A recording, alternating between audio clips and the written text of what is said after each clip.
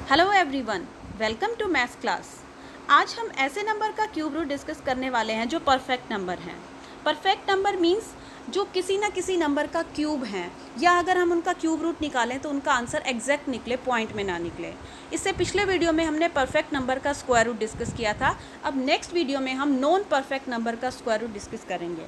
तो cube root कैसे निकालेंगे हम परफेक्ट नंबर का? क्यूब रूट निकालने से पहले हमें कुछ नंबर्स जो हैं, ये 1 से 10 तक के नंबर्स का क्यूब लर्न होना बहुत ज़रूरी है, क्योंकि अगर हमें इनका क्यूब पता है तो हम इन क्यूब की हेल्प से ही जो है हम क्यूब रूट निकालेंगे परफेक्ट नंबर का। आपको ये पता है कि 1 का क्यूब जो है वो क्या होता है 1, 2 का क्यूब क्या होता है 8, 3 का क्यूब कितना होता है 27, 4 cube 64, 5 cube 125, 6 cube 216, 7 cube 343, 8 cube 512, 9 cube 729 and 10 cube is 1000। ये 1 से 10 तक आपको क्यूब लर्न करने की ज़रूरत है। इसी बेसिस पे जो है आप बहुत सारे नंबर का क्यूब रूट भी निकाल सकते हैं। तो कैसे आप फाइंड आउट करेंगे? एक चीज़ देखो, हमने यहाँ से देखा कि 1 का जब हम क्यूब कर रहे हैं तो 1s प्लेस पे 1 ही आ रहा है। 2 का क्यूब कर रहे हैं तो 1s प्लेस पे क्या आ रहा है 8, लेकिन जब 8 का क्यूब कर रहे हैं तो 1s प्लेस पे क्या आ रहा है 2। यानी कि ये दोनों नंबर एक दूसरे से इंटर रिलेटेड हैं कि 2 का क्यूब करेंगे तो 1s प्लेस पे डिजिट 8 आएगी, 8 का क्यूब करेंगे तो 1s प्लेस पे डिजिट क्या आएगी 2 आएगी। इसका यूज़ हम क्यूब रूट निकालने के में यूज़ करेंगे, तो इसको आपने माइंड में रखना है। 3 का क्यूब करने पे 1s प्लेस पे डिजिट क्या आ रही है 7, तो जब हम 7 का क्यूब करेंगे तो 1s प्लेस पे डिजिट क्या आ रही है 3। मतलब ये दोनों एक दूसरे से रिलेटेड हैं। 3 के क्यूब में 1s प्लेस पे 7 आता है, 7 के क्यूब में 1s प्लेस पे 3 आता है। उसके बाद बाकी जो नंबर हैं, जैसे 4 का क्यूब करो तो 1s प्लेस पे 4 ही आ रहा है, 5 का क्यूब करो तो 1s प्लेस पे 5 ही आ रहा है, 6 का क्यूब करो तो 1s प्लेस पे 6 ही आ रहा है, और 9 का क्यूब करो तो 1s प्लेस पे 9, 10 का क्यूब करो तो 1s प्लेस पे 0। ये तो वो नंबर हैं जिनका क्यूब करने से 1s प्लेस पे वही डिजिट आ रही है जो हम नंबर लेके चल रहे हैं। लेकिन हमारे पास ये दो ही नंबर ऐसे हैं, जैसे एक 2 और 2 का पेयर 8 के साथ 2 का क्यूब करने पे 1s प्लेस पे 8, 8 का क्यूब करने पे 1s प्लेस पे 2। ऐसे ही 3 का क्यूब करने पे 1s प्लेस पे 7, 7 का क्यूब करने पे 3। तो अगर आपको ये चीज़ क्लियर है तो अब हम क्यूब रूट जो है बहुत इजीली निकाल लेंगे। अब हम चलते हैं क्यूब रूट पे। अब मैंने एक नंबर लिया 2197, इसका मुझे क्या निकालना है क्यूब रूट निकालना है। तो ये सबसे पहले क्यूब रूट का सिंबल हो गया। क्यूब रूट निकालने के लिए देखो, स्क्वायर रूट में मैंने दो को नंबर को अलग अलग किया था, इसमें मैं पीछे वाले 3 नंबर को पहले अलग कर दूंगी, सेपरेट कर दूंगी। 197 और 2 दो पेयर मैंने इसमें बना दिए। अब मुझे क्या करना है, अब मेरे को ये जो लास्ट 1s प्लेस डिजिट है उसका क्यूब करना है। देखिए 7 का अगर हम क्यूब करते हैं, अगर हम 7 का क्यूब करते हैं तो 1s प्लेस पे क्या डिजिट आती है, अभी हमने किया था 1s प्लेस पे क्या डिजिट आती है 3। जब हमने 7 का क्यूब किया तो 1s प्लेस पे हमारी क्या डिजिट आई 3 आई।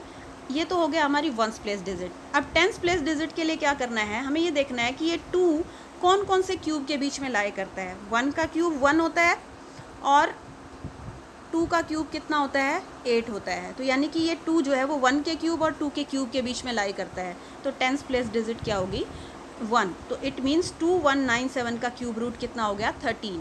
एक बार फिर से, मतलब ये बहुत ही इजी है। ये आपने यहाँ देखा, देखिए नेक्स्ट क्वेश्चन में आपको बहुत अच्छे से क्लियर हो जाएगा हमने क्या किया। इसमें हम 59319 का क्यूब रूट निकालना है। तो सबसे पहले मैं इसको 1 2 3 डिजिट्स को अलग कर दूंगी। आगे अगर 1 बचती है 2 बचती है 3 बचती है वो हम बाद में देखेंगे।